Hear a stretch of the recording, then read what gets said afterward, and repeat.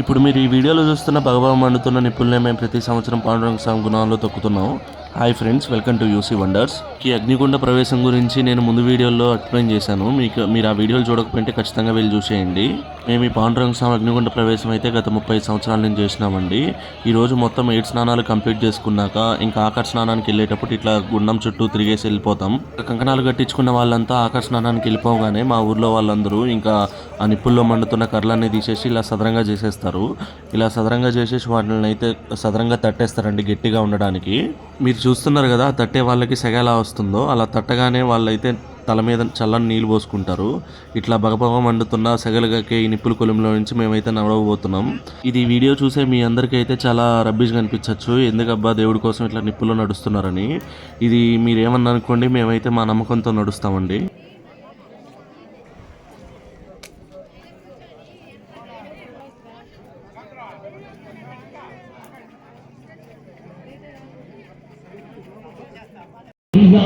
సృష్టించావు ఇలా ముదిపించావు అదే ఆనందం.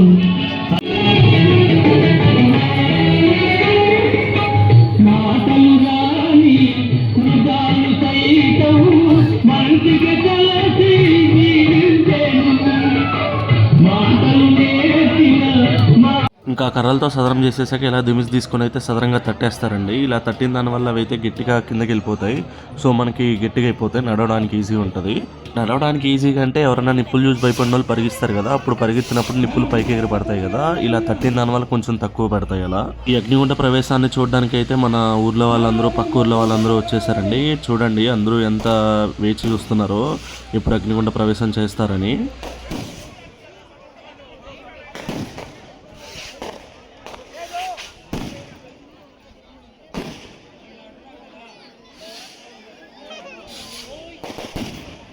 ఇంకా మేము ఆఖరి స్నానం ముగించుకొని వచ్చేలోపు ఈ అగ్నిగుండం చుట్టూ టెంకాయలతోని అలానే గుమ్మడికాయలతోని శాంతి పూజ చేస్తారండి. ఇప్పుడు ఆ పూజ అంతా మీకు ఈ వీడియోలో చూపిస్తాను చూడండి. గుండం చుట్టుపక్కల టెంకాయలు అలానే గుమ్మడికాయలు పెట్టేసి కరుపారాలు ఎరిగించి గురువు అయితే శాంతి ముగిస్తారు.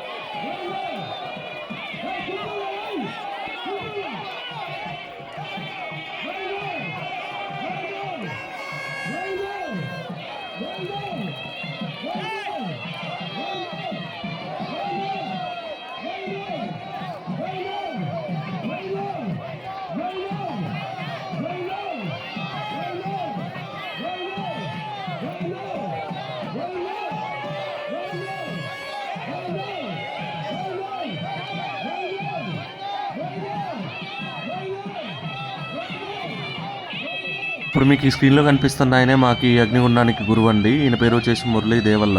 ఇప్పుడు మా గురువు గారు అయితే దేవుడి దగ్గరికి వెళ్ళి దేవుడిని పూజించి అలానే చేతితో పూల చెండు కూడా తీసుకొస్తారండి. ఫస్ట్ ఆ పూల చెండుని అయితే అగ్నిగుండంలో వేసినాక అప్పుడు ఇంకా అగ్నిగుండ ప్రవేశం స్టార్ట్ చేస్తాం మేము.